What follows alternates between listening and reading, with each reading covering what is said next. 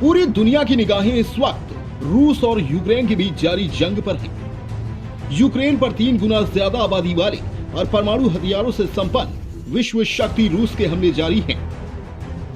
Ukraine की सीमा में घुसी रूस की सेना लगातार हवाई हमले, मिसाइल हमले और टैंक के साथ साथ अत्याधुनिक हथियारों से यूक्रेन के शहरों में तबाही मचा रही है।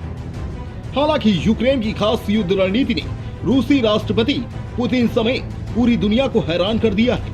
अपनी युद्ध नीति के दम पर यूक्रेन ने रूस के लिए भी चुनौती बढ़ा दी है।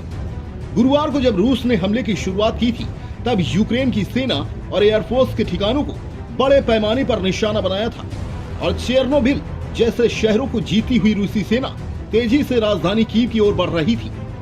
तब दुनिया भर के डिफेंस एक्सपर्ट मानने लगे थे कि बस कुछ घंटों में रूसी सेना राजधानी कीव को अपने कब्जे में ले लेगी।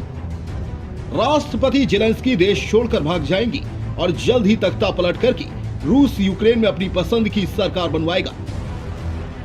रूसी राष्ट्रपति पुतिन ने भी युद्ध का ऐलान करते हुए कहा था कि यूक्रेन को डिमिलिटराइज करेंगे और सेना के जिन लोगों को बचना हो वो हथियार डालकर घर चले जाएं। लेकिन 3 दिन की लड़ाई के बाद अब हालात ऐसे दिखने लगे हैं कि रूस के सपने पूरी तरह से पूरे होते नहीं दिख रहे हैं। लेकिन अभी तो यूक्रेन के सभी बड़े शहरों में यूक्रेन की सेना रूसी सैनिकों के साथ आमने सामने की जंग लड़ रही है।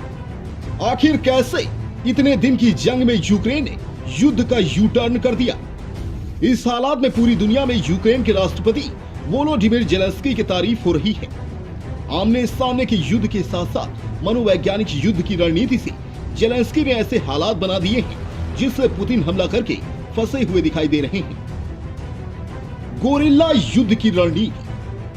रूस बड़ी सेना लेकर और बड़े हथियारों के साथ यूक्रेन में दाखिल तो हो गया और शहरों पर लगातार बमबारी की तस्वीरें भी आ रही हैं। लेकिन यूक्रेन ने रूस से निपटने के लिए गोरिल्ला युद्ध की रणनीति अपनाकर सबको हैरान कर दिया है। सेना एयरफोर्स की मोर्चाबंदी। यूक्रेन ने अपने मजबूत गढ़ माने जाने वाले खार्किव जैसे शहरों में मजबूत मोर्चाबंदी करके अपनी पसंद का युद्ध क्षेत्र तैयार किया। यहां सेना एयरफोर्स की मोर्चाबंदी की। इन इलाकों से जहां रूसी सैनिक अनजान हैं, वहीं पूरे इलाके से यूक्रेन की सेना परिचित है और इसीलिए यहां रूसी टैंक और लड़ाकू विमानों के लगातार ध्वस्त होने की तस्वीरें देखने को मिल रही हैं।